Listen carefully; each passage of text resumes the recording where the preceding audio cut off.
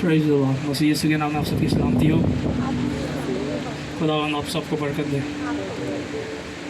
तो कैसा लगा आपको वर्शिप करके? आमीन। अच्छा, आप जैसे आप सब जानते हैं, हमने बादशाही की तमसीलें शुरू की थी। तो मेरी टीचिंग सीरीज़ चल रही थी पैराबल्स ऑफ द किंगडम, जिसको बादशाही की तमसील है। तो आज उसका तीसरा हिस्सा है और इस हिस्से में हम जानेंगे, हमने यीशु मसीह ने मत्ती 13 बाब में 7 तमसीलें बताई थी, उनमें से हमने 4 सीख ली हैं। तो आज हम 5वीं सीखेंगे और आज हम 5वीं सीखेंगे। और उसी के साथ मैंने बताया था आपको मुकाशवा की किताब में 7 खतूत हैं यीशु मसीह के, 7 लेटर्स ऑफ द लॉर्ड। तो उन 7 लेटर्स में से हमने 4 सीख लिए थे। तो आज हम 5वीं तमसील और 5वां खत सीखेंगे। तो मैंने आपको जैसे शुरू की थी ये सीरीज़, मैंने आपको बताया था कि ये जो लेटर्स और ये जो पैराबल्स, ये जो तमसीलें हैं और ये जो खतूत हैं, ये एक ईमानदार की ज़िंदगी और चर्च एज अ होल, मतलब पूरी कलीसिया और एक ईमानदार की ज़िंदगी जो है, उसकी जो ज़िंदगी है उसको रिफ्लेक्ट करता है, उसका अक्स है। ये वो बताता है कि कैसे एक ईमानदार और एक कलीसिया एज अ होल कैसे आगे चल बढ़ी और कैसे वो गिरी फिर खड़ी हुई। और इसमें डिफरेंट लेवल्स हैं। मैं लिखा कि ये जो तमसीलें हैं और ये जो खतूत हैं, ये एक तरह से जलाल के दर्जों को रिप्रेजेंट करते हैं। They represent the levels of glory. और जैसे आप सब जानते हैं, यीशु मसीह ने बोला कि मेरे बाप के घर में बहुत सी मेंशंस है, बहुत से रहने की जगह हैं। तो हर रहने की जगह का अपना जलाल है। There are many dwelling places in heaven where Father dwells. Every dwelling place has its own level of glory and knowledge of the Father. हर दर्जे का, हर जो रहने की जगह है, ड्वेलिंग प्लेस है, उसका अपना जलाल है और उसका अपना मुकाशवा है बाप का। तो जो जहाँ पे रहता है हेवन में, वो उतना ही बाप को देख सकता है जिस लेवल पे वो है। तो उतनी ही उसको नॉलेज होगी बाप की। जितना ज़्यादा जो करीब जाएगा, उतनी ज़्यादा जलाल बढ़ेगा और उतनी ज़्यादा नॉलेज बढ़ती जाएगी। आमीन। तो जैसे ये 7 लेटर्स हैं, ये हमें बताते हैं कि क्या क्या लेवल्स हो सकते हैं ग्लोरी के, और कैसे आप अगर गालिब आओ तो आप इन लेवल्स में एंटर कर सकते हो। तो हर लेवल का अपना एरिया ऑफ चैलेंजेस है, हर लेवल की अपनी मुसीबतें हैं और हर लेवल की एरिया ऑफ इम्प्रूवमेंट्स हैं। और हर लेवल को है जो है वो दरकार करता है मौत। हर लेवल जो है वो एक ईमानदार से मौत दरकार करता है। ये हम सीखेंगे क्या मौत का क्या मतलब है। सो यू कैन से, मैं इंग्लिश में पढ़ूंगा। So you can say every challenge and stronghold of self you overcome will make you worthy of entering the next level of glory in Christ. तो हर दर्जे के जो चैलेंजेस हैं, हर दर्जे के जो मुसीबतें हैं, जब आप उस लेवल में रहते हुए अपने जिस्म पे और उन मुसीबतों पे गालिब आओगे, तो आप नेक्स्ट लेवल में एंटर कर जाओगे। आमीन। तो मैंने लिखा है कि अगर आप ये जो 5वां पैराबल और ये जो 5वां लेटर है ये समझ लिया, इसके पीछे का मुकाशवा, तो बाकी 2 लेवल्स आप आसानी से एंटर कर सकते हो। आमीन। So let's start. तो मैं ब्रदर सलमान से दरख्वास्त करूँगा कि वो हमारे लिए मत्ती 13 बाब और उसकी 44वीं आयत पढ़े। Matthew 13 verse 44। आसमान की बादशाही खेत में छुपे खुदाने की मानद है, जिसे किसी आदमी ने पाकर छुपा दिया और खुशी के मारे जाकर जो कुछ उसका था बेच डाला और उस खेत को मूल ले लिया। आमीन। तो जैसे हमने अपनी लास्ट जो पैराबल्स की सीरीज़ थी उसमें सीखा था कि जो अब तक जो था वो चर्च जो था वो तारीकी में चला गया था, जिसको डार्क एजेस बोलती है हिस्ट्री। तो चर्च तारीकी में चला गया और जो सच था बादशाही का वो छुप गया, बल्कि खो गया। और वो कहाँ खो गया था? वो कलाम के अंदर ही खो चुका था। किसी को नहीं पता था कि सच क्या है। बहुत से लोग आए, उन्होंने अपनी टीचिंग्स दी, और ओरिजिनल जो खुदावन यीशु मसीह और उसके रसूलों की तालीम थी वो तबाह हो गई, वो लॉस्ट हो गई, गुम गई। कलाम में ही थी मगर किसी को नहीं पता था। और मैं लिखे हर जगह जो थी जहालत थी उस दौर में, और सिर्फ चंद लोग थे जो खुदावन के साथ चले।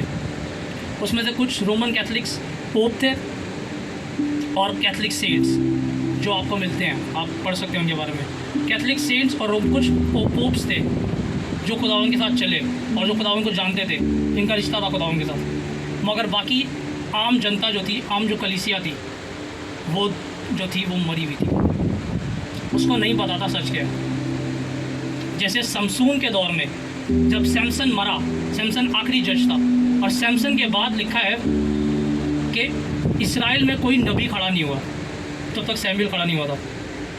तो सैमसन के बाद जो है जितना भी पीरियड है सैमुएल तक का, उसमें चंद लोग थे या बहुत गिने चुने लोग होंगे जिनको खुदावन की आवाज़ आती थी, मगर पूरी इस्राएल जो थी वो बुतों की पूजा कर रही थी और वो खुदावन को भूल चुके थे और वो बुतों को मान रहे थे जब तक सैमुएल खड़ा नहीं हुआ। और लिखा है कि जब सैमुएल खड़ा हुआ तो दान से बरशीबा ने जाना कि इस्राएल में नबी खड़ा हुआ है। तो क्या लिखा है कि जब सैमुएल खड़ा हुआ तो सैमुएल खुदावन की नॉलेज और खुदावन की राहों को वापस लेके आया। तो मैंने लिखा है कि जब एक शख्स नए सिरे से पैदा होता है उसको सच्चाई पता चलती है बादशाही की, और वो उस सच्चाई को अपने अंदर रखता है खजाने की तरह, जैसे वो सबसे उसकी कीमती चीज़ है। मैंने लिखा है he keeps a treasure and keeps that knowledge precious to himself and is zealous to fight for that truth। मतलब वो जो शख्स है वो जोशीला होता है, उसके अंदर जज्बा होता है कि जो मेरे अंदर सच्चाई है, जो मुझे पता चली है, मैं इसे जाने नहीं दूंगा। और क्या होता है, जैसे कलाम में सलमान भाई ने पढ़ा कि बादशाही खुदावन आसमान की बादशाही जो है वो एक छुपे हुए खजाने की तरह है जो किसी शख्स ने ढूंढा और उसे वापस छुपा दिया। और लिखा है कि उसने सब कुछ बेच के वो जगह खरीद ली, फील्ड खरीद ली। अभी जो फील्ड है, जो तमसील में जिक्र है, फील्ड कलाम को रिप्रेजेंट कर रहा है। Field is the word of God. और जब आप नए सिरे से पैदा नहीं हुए होते, उससे पहले की जो ज़िंदगी होती है वो ख़जाना कलाम में छुपा होता है और आपको नहीं पता होता। हालांकि आपने कलाम कितनी दफ़ा पढ़ा होता है, क्यों? क्योंकि आपकी आँखें बंद है, आपकी अकल बंद है, और किसी ने भी आपको नहीं बताया होता, क्यों? क्योंकि उनकी भी बंद है।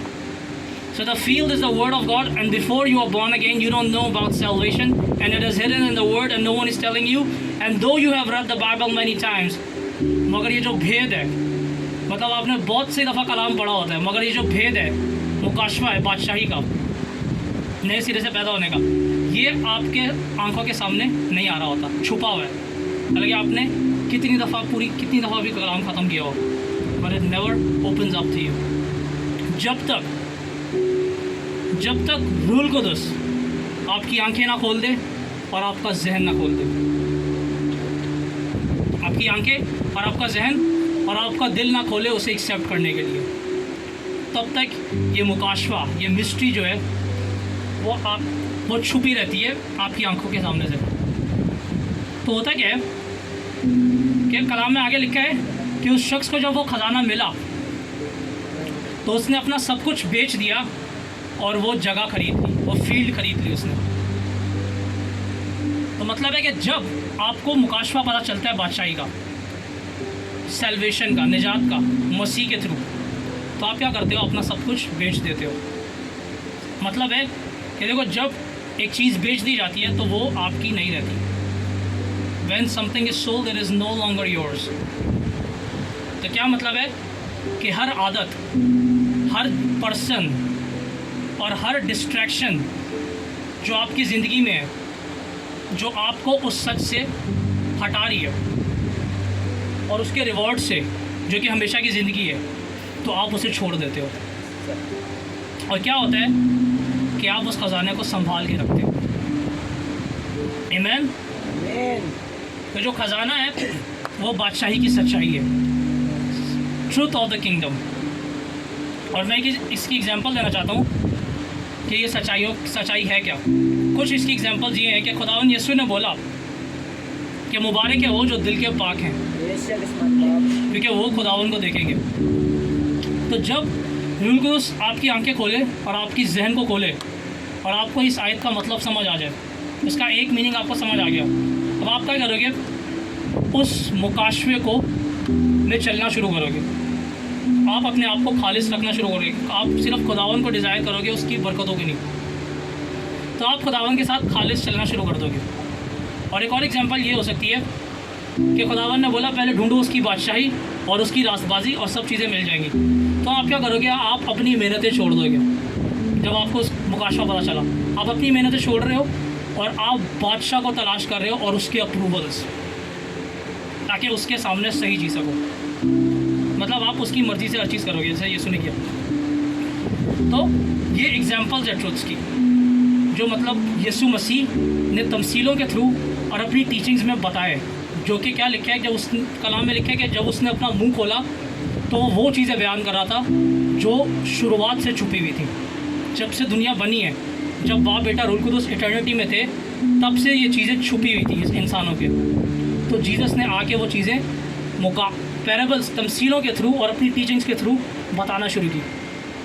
और जिसकी आंखें नहीं खोली थी, जिसके कान नहीं खोले थे, उनको वो समझ नहीं आ रही थी। आमीन। तो आपको रूह कुद्दूस की ज़रूरत है। अब ये जो तमसील है, इसकी मैं आपको जो हिस्ट्री है कि हिस्ट्री में ये कैसे फुलफ़िल हुई, ये तमसील, वो मैं आपको थोड़ा सा बताना चाहता हूँ। तो ऐसे मैंने आपको बताया कि जो क्रिश्चियनिटी थी और जो ओवरऑल चर्च था, ये मैं कहूँ पूरा यूरोप, जो यूरोप था वो डार्क एजेस में था, जिसको अंधेरे में था। इसका इंग्लिश में डार्क एजेस बोलते हैं। और ये पीरियड था पूरे 1000 साल का पीरियड था। ये 400 से शुरू हुआ था, 400 AD से शुरू हुआ और ये तकरीबन हमारे पास 14वीं सदी 1400 AD तक चला था। और उसके बाद एक पीरियड आता है जिसको बोलते हैं रिनेसेंस, इसको बोलते हैं कि पीरियड ऑफ एनलाइटनमेंट, जिसमें तालीम शुरू हुई, जिसमें अकल खुली लोगों की और लोगों ने ईजाद करना शुरू की चीज़ें। और प्रिंटिंग प्रेस पहली चीज़ थी वो जो ईजाद हुई। तो मैं लिखे कि प्रिंटिंग प्रेस जो थी 14वीं सदी के बाद यूरोप में शुरू हुई, इन्वेंट हुई, और खुदावन ने एक शख्स को इंस्पायर किया कि वो प्रिंटिंग प्रेस इन्वेंट करे। क्यों? ताकि उसका कलाम प्रिंट होना शुरू हुआ। क्योंकि रोमन कैथलिक्स थे और गिने चुने लोग थे जिनके पास कलाम था, और कलाम जो था वो लैटिन में था, लातीनी ज़बान में था, और आम लोग जो थे वो लातीनी नहीं जानते थे। तो कोई भी कलाम नहीं पढ़ सकता था, वो सिर्फ प्रीस्ट पे डिपेंडेंट थे। जो खादिम जो है वो बता रहा है बस वही है, वो खुद नहीं पढ़ सकते थे। तो हुआ यूँ कि आहिस्ता आहिस्ता जो बाइबल थी वो दूसरी लैंग्वेजेस में ट्रांसलेट होना शुरू हुई। और उसके बाद क्या हुआ, 16th सेंचुरी में मार्टिन लूथर एक कैथलिक प्रीस्ट था, जिसकी आंखें खुली, उसका जहन खुला और उसने कलाम से सच सीखा और उसने बगावत की कैथलिक्स के खिलाफ। उसने जाना सेल्वेशन, नजात का सच उसने जाना, और उसने प्रोटेस्ट किया, बगावत की रोमन कैथलिक्स के खिलाफ। और हुआ यूँ कि उसने अपना सब कुछ लगा दिया। जो कलाम में लिखा है कि एक शख्स को सच पता खजाना मिला और उसने अपना सब कुछ बेच दिया। तो इस शख्स ने अपना सब कुछ लगा दिया और इसको मुल्क से निकाल दिया गया, और कैथलिक्स इसके खिलाफ हो गए थे। इसको आउटलॉ, इंग्लिश में बोलते हैं आउटलॉ। आउटलॉ मतलब बागी, मुल्क का दुश्मन। इसका यूरोप से निकाल दिया गया। और हुआ यूँ कि ये जो था अपनी जो टीचिंग थी वो लेके दूसरे मुल्क गया, और इसके पीछे और भी बहुत से लोग गए जो इसके साथ मिले, जिनको इसने बताया और उनकी भी आंखें खुली। और उसके बाद क्या हुआ, विलियम टिंडेल नाम का एक ब्रिटिश शख्स था जिसने बाइबल को इंग्लिश लैंग्वेज में ट्रांसलेट किया। और जब उसने ये चीज़ की, इसको ज़िंदा जला दिया गया था यूरोप में। तो कलाम में लिखा है, तो पैराबल में लिखा है, तमसील में खुदावन बोलता है कि एक शख्स को खजाना मिला और उसने उसे दोबारा छुपा दिया। He hid it again in the field, और उसने फील्ड जो थी वो खरीद ली। जो मार्टिन लूथर था, इसको भले ही सच पता चला, मगर ये उस सच में पूरी तरह चला नहीं। मार्टिन लूथर को कुछ बादशाही की सच्चाइयाँ पता चली और उसने बगावत की, जिससे क्या हुआ, एक नई डिनोमिनेशन खड़ी हुई जिसको बोलते हैं प्रोटेस्टेंट्स। और हुआ यूँ क्योंकि इसको पूरी तरह से वो सच्चाई समझ नहीं आई और बादशाही की प्रिंसिपल्स उसको नहीं समझ आए, तो क्या हुआ, उसने बहुत सी गलतियाँ भी की प्रोटेस्टेंट्स में, और बहुत सी कैथलिक्स की टीचिंग्स थी वो रह गई उसमें। तो क्या लिखा है कि उसने ख़जाना पूरी तरह से बाहर नहीं निकाला, तो उसे वापस छुपा दिया। और हुआ यूँ कि इसके बाद प्रोटेस्टेंट्स के बाद, क्योंकि ख़जाना पूरी तरह से बाहर नहीं निकला था, सच्चाइयाँ बाहर सामने सही से नहीं आई थी, तो प्रोटेस्टेंट से ही बहुत सी और भी डिनोमिनेशंस निकली। और फिर मैंने लिखा है कि आहिस्ता आहिस्ता 19वीं सेंचुरी में रूल कुदस जो है वो बादशाही की सच्चाइयों को, प्रिंसिपल्स को वो खड़ा कर सामने लाना शुरू हुआ, और वो जो सच्चाइयाँ सदियों से बंद थी, छुपी हुई थी कलाम में, वो उनको बाहर निकालना शुरू हुआ। रूल कुदस जो था वो लोगों की आंखें खोलना शुरू हुआ और लोगों को चीज़ें समझ आने लगी कलाम की, बादशाही की। और 19वीं सेंचुरी में एक मूवमेंट शुरू हुई थी जिसको कहते हैं होलीनेस मूवमेंट। होलीनेस मूवमेंट जो थी, इसकी जो टीचिंग थी, ये मेथोडिस्ट का जो फाउंडर है जॉन वेस्ली, उसको डेट बैक करती है, मतलब उससे शुरू हुई थी। और इसके बाद और भी लोग आए जिन्होंने इन टीचिंग्स को आगे फैलाना शुरू किया। और होलीनेस मूवमेंट ये थी जिसका फोकस जो था वो पाक रहने में था, होली लिविंग, और गुनाह से आज़ाद रहना, गुनाह से पाक रहना, और पर्ज करना, ख़त्म करना अपने ज़िंदगी से गुनाहों को। और इसी दौरान जो था बहुत से लोगों ने बैप्टिज्म ऑफ फायर एक्सपीरियंस किया था, आग का बपतिस्मा एक्सपीरियंस किया था। और फिर 1960s में क्या हुआ, इसी मूवमेंट के बाद एक मूवमेंट शुरू हुई जिसको बोलते हैं कैरिज्मेटिक मूवमेंट। और कैरिज्मेटिक मूवमेंट जो थी वो जाइगेंटिक मूवमेंट थी। रूल कुदस का बहुत बड़ा मूव था जिसके दौरान बहुत से बादशाही के जनरल्स खड़े हुए, जिसमें से है Smith Wigglesworth, Aimee Semple McPherson, William Branham, Billy Graham, Oral Roberts, और इन जैसे और बहुत से लोग खड़े हुए। और ये लोग रूल कुदस की नेमतों में और रूल कुदस की पावर्स में मूव करना शुरू हुए, क्योंकि उससे पहले लोगों को पता ही नहीं था रूल कुदस की नेमतें क्या। तो क्या हुआ, रूल कुदस ने सच सामने लाना, रूल कुदस सच सामने लाता गया, और लोग जो थे वो गिफ्ट्स में रूल कुदस की नेमतों में मूव करना शुरू हुए। और उसके बाद क्या हुआ, उसके बाद इस मूवमेंट के बाद एक फाइनल मूवमेंट शुरू हुई जिससे एक डिनोमिनेशन खड़ी हुई जिसको हम बोलते हैं पेंटिकॉस्टल्स। तो पेंटिकॉस्टल जो थे वो इसी मूवमेंट का पार्ट थे, कैरिज्मेटिक मूवमेंट का ही पार्ट था जिससे शुरू हुआ पेंटिकॉस्टल्स। वो भी 1960s के दौरान भी शुरू हुए थे। और हुआ यूँ, ये जो पेंटिकॉस्टल्स थे ये रूल कुदस की नेमतों में ख़ास तौर पे गैर ज़ुबान पे ज़्यादा फोकस करते थे, और ये लोग गिफ्ट्स में फ़्लो कर रहे थे। मगर हुआ यूँ कि ये जो पेंटिकॉस्टल्स थे जो हैं अभी भी, ज़्यादातर गिफ्ट्स पे फोकस ज़्यादा किया गया, अनॉइंटिंग्स पे फोकस ज़्यादा किया गया रिश्ते के बजाय।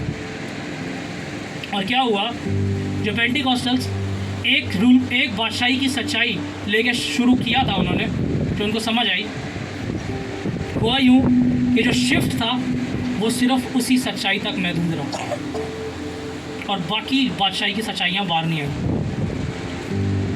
और हुआ यूँ कि जो फोकस था लोगों का वो मौजज़ात और हीलिंग्स पे चला गया, शिफा और मौजज़ों पे चला गया। और कुछ लोग थे पेंटिकॉस्टल्स में, कुछ थे जो अभी भी हैं, जो कैरेक्टर और रिश्ते पे बात करते थे। और हुआ यूँ कि आहिस्ता आहिस्ता ये जो मूवमेंट शुरू हुई थी रूल कुदस की, जिसको पेंटिकॉस्टलिज्म बोला जाता है, ये करप्ट होती गई और आज इसे हम क्रूसेड माफिया के नाम से जानते हैं।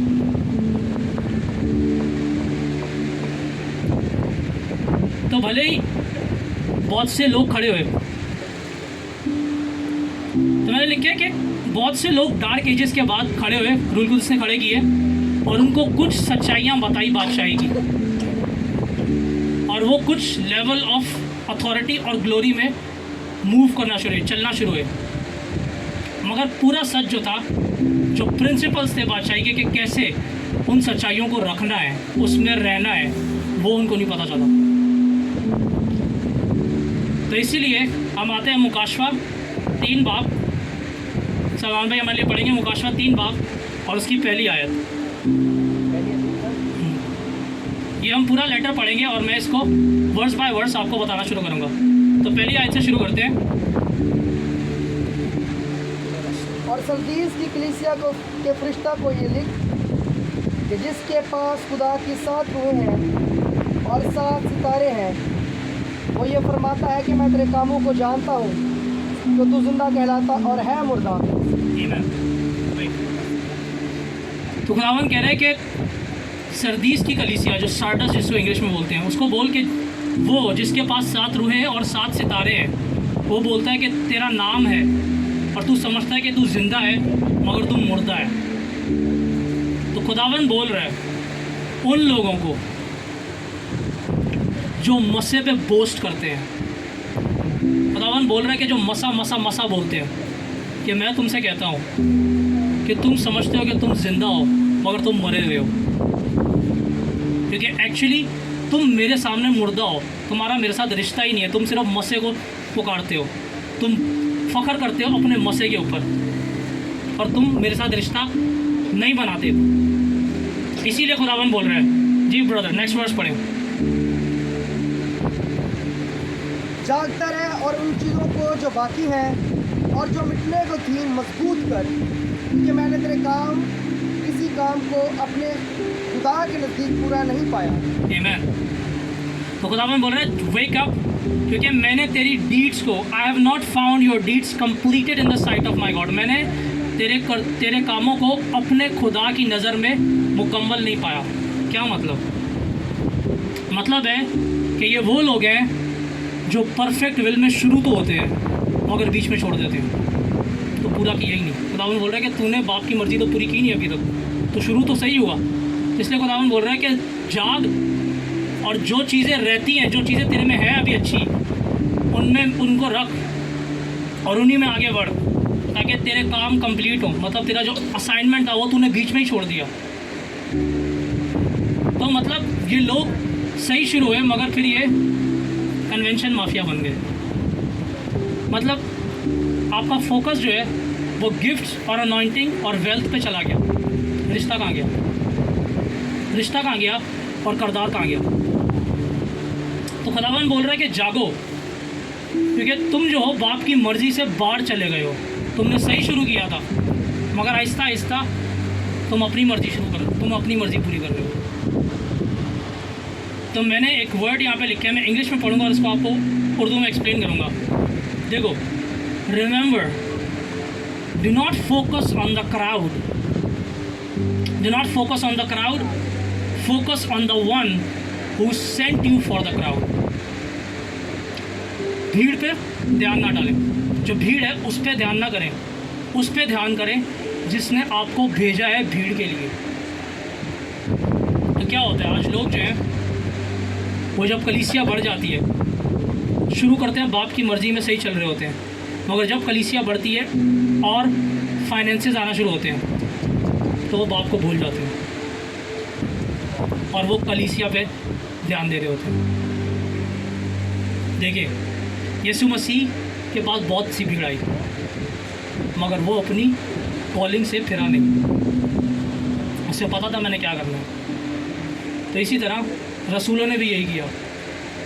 तो अपना ध्यान जो है वो भीड़ पे नहीं, मसे पे नहीं, पैसों पे नहीं, उस पे दे जो दे रहे, उस पर रखें। हम आगे बढ़ते हैं। जी ब्रदर, तीसरी वर्ष पढ़े।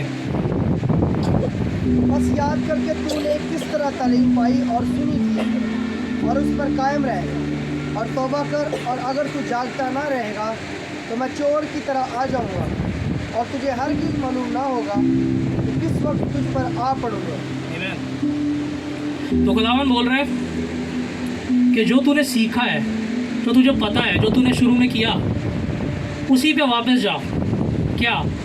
दुआ, रोज़ा, कलाम, मिनिस्टर कर मुझे, मेरा इंतज़ार कर जो तू शुरू में करता था। वरना क्या होगा, तू सोता रहेगा और तू मिनिस्ट्री के कंफर्ट में रहेगा, और कब तुझ पे अदालत आएगी चोर की माने तुझे पता ही नहीं चलेगा। खुदावन कह रहे हैं कि अब मैं तुझ पे आऊँगा चोर की माने, और तुझे उस आर का नहीं पता, तुझे नहीं पता मैं कब आ जाऊँ। मतलब बेवकूफ़ मत बने जो आपको कंफर्ट मिला हुआ है मिनिस्ट्री का।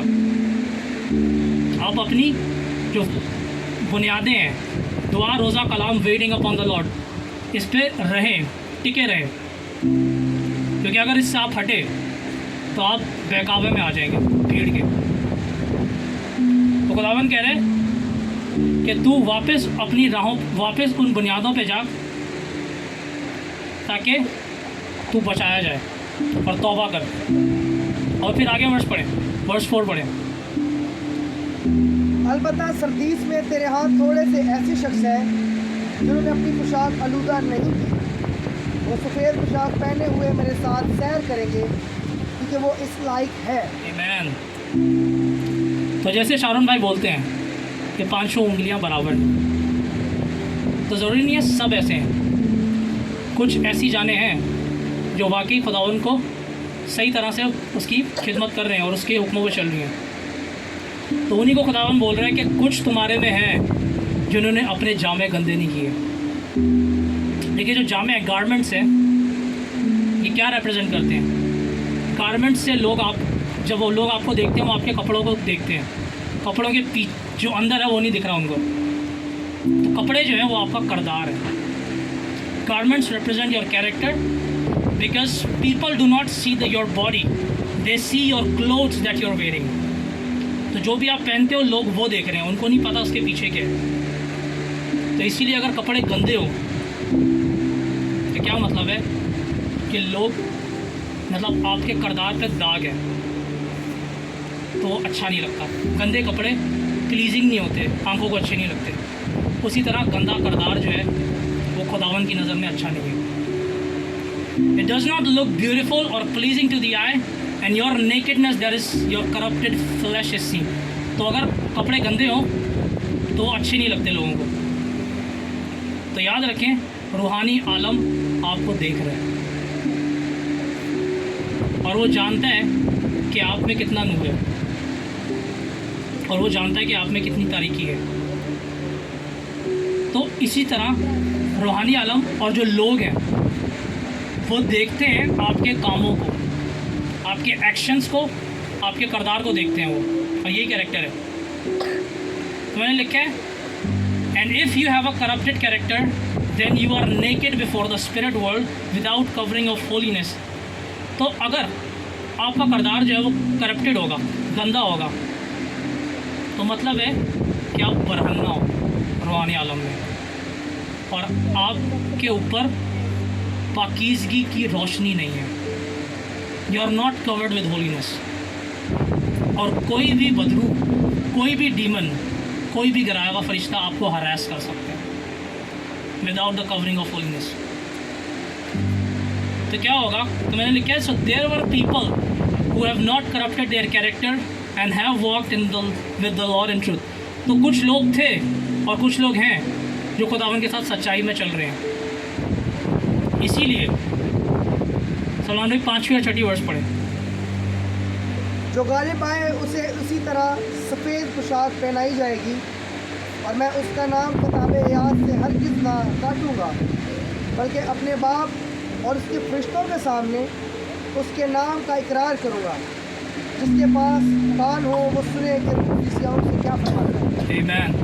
तो खुदावन बोल रहा है कि जो गालिब आएगा, मतलब जो अपना करदार गंदा नहीं करेगा और पाकीज़ा जिएगा। और देखिए, कलाम में लिखे है इब्रानियों की किताब में, पाकीज़गी के बिना कोई खुदावन को नहीं देखेगा। तो होलीनेस जो है वो क्राइटेरिया है। तो इसलिए मैंने आपको बोला था कि अगर आप ये तमसील समझ लें और ये मुकाशा समझ लें तो आप बाकी के 2 लेवल्स पार कर जाएंगे, मगर अगर यहीं पे फंस गए तो आगे नहीं बढ़ सकते। तो इसलिए लिविंग होली और जो अपना करदार गंदा नहीं करेगा, वो क्या लिखे है कि उनके नाम किताब हयात से नहीं मिटाए जाएंगे। देखो मिटाए जा सकते हैं और बहुत सौ के मिटाए गए हैं। तो इसीलिए होलीनेस जो है वो क्राइटेरिया है कि आप अपना नाम जो हो किताब हयात में रखो। और खुदावन बोल रहा है कि मैं उसे जानूंगा, कैसे? जो पाकीज़ा जी रहे, आई विल नो हिम, और मैं बाप से उसका जिक्र करूंगा और फरिश्तों से। मतलब है कि अगर आप चाहते हो कि यीशु आपको जाने तो आपको उसके जैसा बनना है। तो आप ज़रूरी, तो अगर आप सिर्फ गिफ्ट्स और मुकाशफों में चलते रहो और आप पाकीज़गी और करदार और पे फोकस ना करो, आप एक अनरिस्ट्रेंड लाइफ गुजार रहे हो, मतलब बेलगाम घोड़े की माने चल रहे हो, जो आया मन में किया, और साथ में मसले में भी मूव कर रहे हो, मुकाशफे भी प्रीच कर रहे हो, मगर ज़िंदगी में मतलब फल नहीं है, बिल्कुल उसका करदार नहीं है। तो आप मुर्दा हो और वक्त आएगा, अगर ज़िंदगी में नहीं तो एंड में तो अदालत होगी।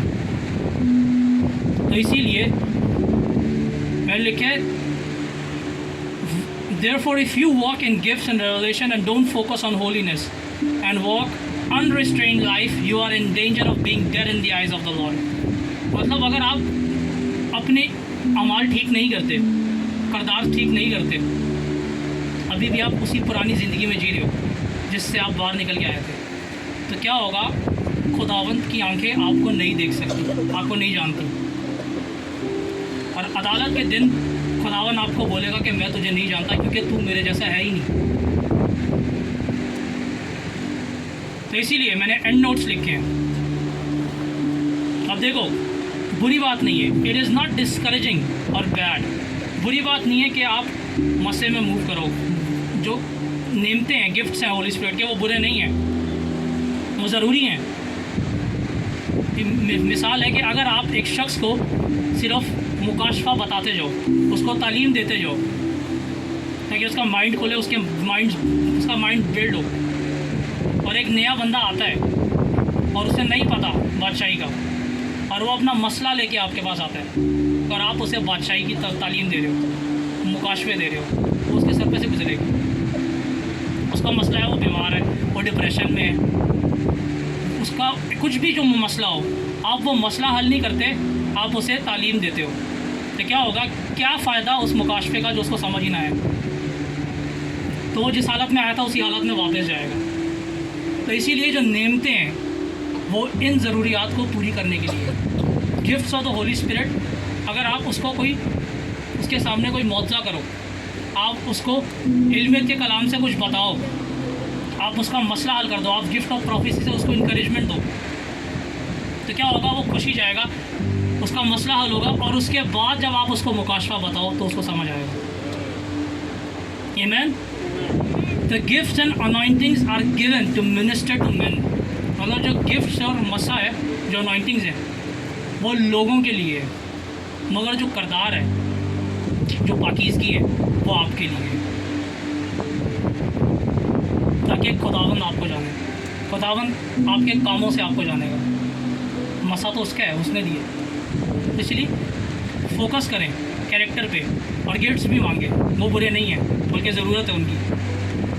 तो मैंने लिखा है, but your focus should not be the anointings but character and keep the balance of both. मतलब बैलेंस में लेके चले, करदार भी और मसा भी, और यीशु की मानद बने, क्योंकि यीशु के लिए लिखा है लूका 24 बाब में कि वो काम और कलाम में कुदरत वाला था, mighty in word and deed.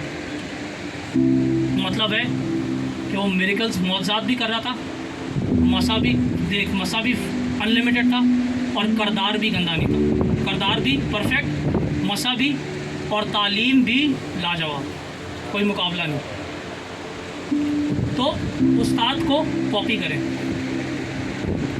भूख रखे मुकाशफे की, भूख रखे अनॉइंटिंग्स की, मगर चलते रहे पाकीज़गी में। आमीन। तो मैंने लिखा है कि जब अब आपको पता है कि पुराने लोगों ने क्या गलतियां की, उन्होंने सच तो सीखा मगर उस सच में पूरी तरह चले नहीं, उस सच की कुवत में, उस सच की पावर में पूरी तरह ऑपरेट नहीं किया। क्यों? क्योंकि उन्होंने वो कैरेक्टर नहीं डेवलप किया जो उन्हें क्वालिफाई करता उस पावर में मूव करने की। तो मैंने लिखा है इसीलिए अल्फ्रेड गेरा, इसीलिए रूह तुमसे कहता है पाकीज़गी में चलते रहो और भूख रखो खुदावन की नॉलेज की, उसके मसे की, और तुम्हारा नाम जो है वो किताब हयात बर्रे की किताब हयात से नहीं मिटाया जाएगा। आमीन।